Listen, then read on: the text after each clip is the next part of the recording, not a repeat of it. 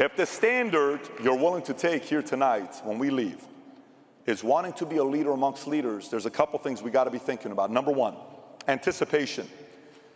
2024 is going to be very chaotic. It's going to be weird. There's some weird movies coming out. How many guys saw the recent movie, Leave the World Behind? Anybody saw that movie there?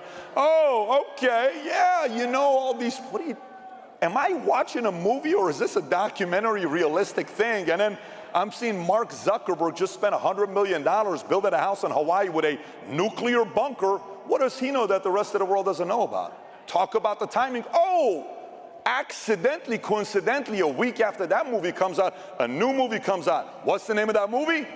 Civil War. Leave the world behind.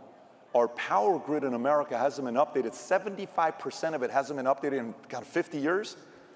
And you're kind of talking about that. Then you're pinning whites against blacks. There's a line in the movie that says, Dad, you know if something goes down, we can't trust these white people. I know that's something both you and Mom agree on. Why do you put that line in the movie? There's something that our brand by Tim and PBD podcast is slightly different in. Here's what it is. I like talking to everybody.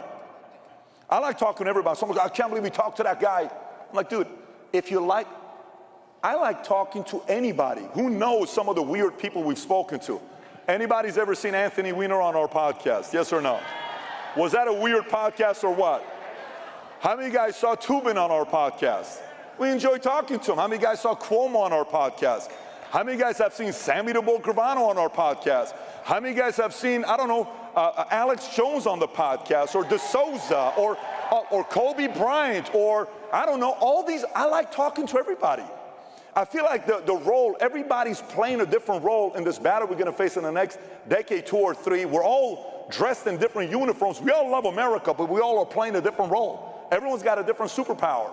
I feel like the one we're playing is like this. Hey, man, can we sit down and talk? Can we do that? I read a book with Tip O'Neill and Ronald Reagan. They could talk, right? Can we sit down and have a conversation together? Yes. Okay. Tell me about your upbringing. Tell me about your upbringing. Interesting. You guys have that in common as with fathers. Yeah, I guess we do. What sport do you like? Oh, no shit, you too. You guys have that in common.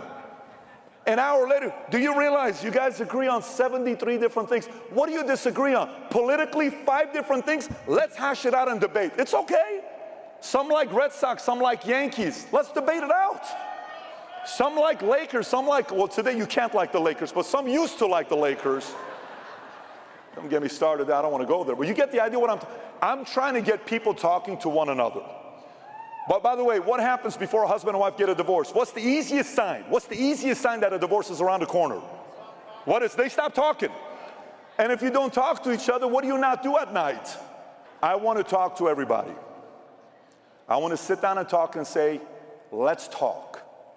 I disagree. You disagree with me? Let's start the discussion, okay? A part of the challenge is that we also feel we can only talk to people that agree with us. How does that make any sense?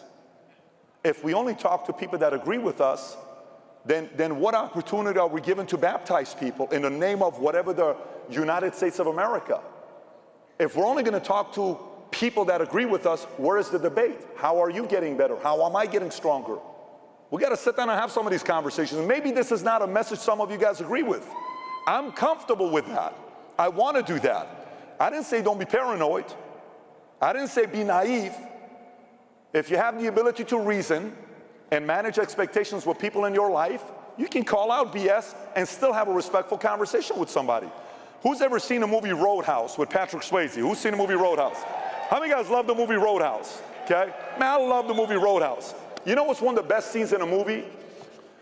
It's when all the what do you call it? All the security guys, the bouncers, are sitting there and they're talking to Patrick Swayze. And what does he say to him? Ask him to leave, but be nice.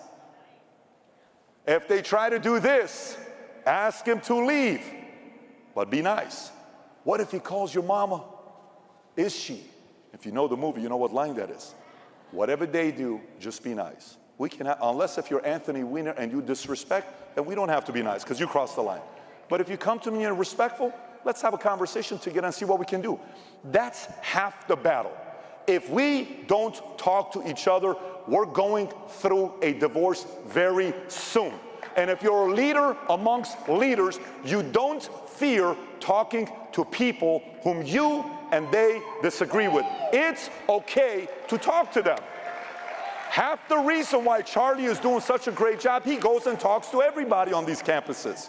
You think it's easy being on the other side? What is the possibility of somebody doing something to Charlie? It takes courage what this Turning Point USA organization does on a regular basis with these kids.